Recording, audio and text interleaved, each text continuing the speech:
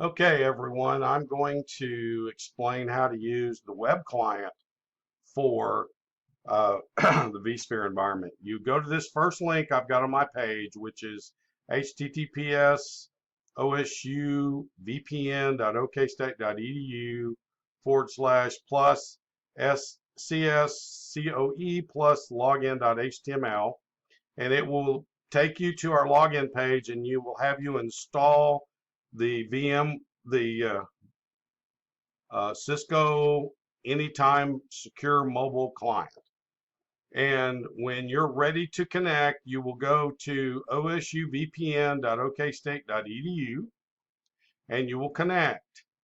And it will give you, the group is OSUVPN, and you will use your OK username and your password. Your short name and your password.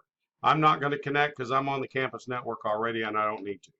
But you have to do that before you can go to this link, which is the link for our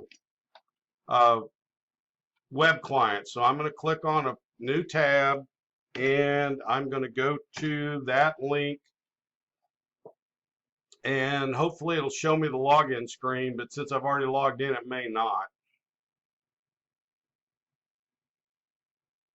It didn't, but the login screen is just like the other screen. It has a username and a password, and you have to use OSU / your short name and your email address, and it'll get you to here. Now, you'll go to VM and templates or VM and templates, it doesn't matter. I go this way, and it will show you, it'll probably show you just this over here. And when you expand it, it'll probably just show you the ITD. And when you expand it, then it'll show you just the OSU IT. And then when you expand it, it gets down to the class you're in, into the student folder, into the machines. Now, all of our machines have some name for the machine, then as added your last name, so we can find you on the system. Mine are a little different from this, but they're all the same thing. This is one of Mr. Hassett's students, and sorry, he did the dash, and I don't do the dash, but other than that, everything's fine. Now, when I click on this machine, it's going to show me that it's powered on, and if it's powered off, like Mr. Brown's here, all you have to do is go to Actions and Power on. And it will power the machine on. Now, once you have the machine powered on, we want to, let me close this. You want to download the remote console, and this is going to take you to VMware. Now, you will download the remote console for Windows or Mac or Linux. And this is a separate console that allows you to install the product. You will have to log in when you do, and before you can download this. But it's a VMware MSI file if you're doing the MSI. If you're doing a Mac, it'll be a little different. It's a DMG file, and it's a bundle for Linux, but you can use it for any 3 products. I'm going to close this because I've already installed it. Now, once you have the machine running,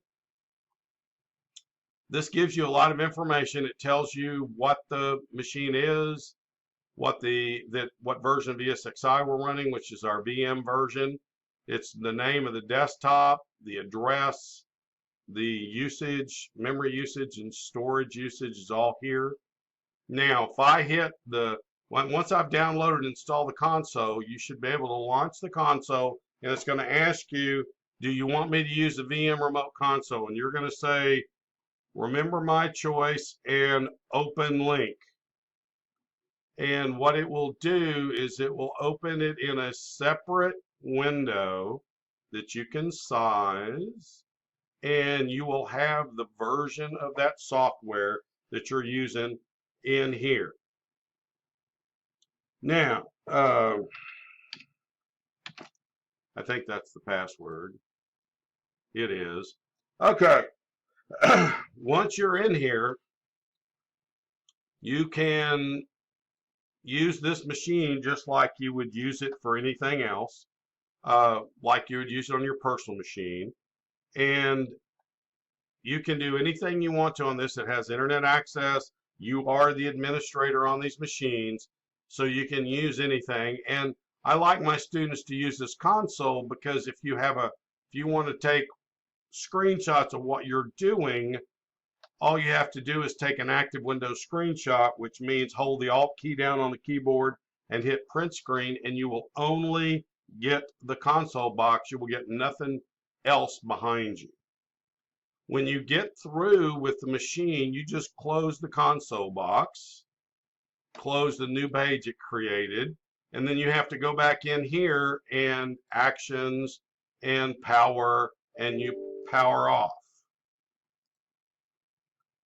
And you tell it yes, and then it will go through the process of powering it off, and then it will show the little blue, green arrow goes away down here. So anytime you use this virtual machine, this is a way you can do it using the vSphere web client. If you have any other questions, contact your faculty member.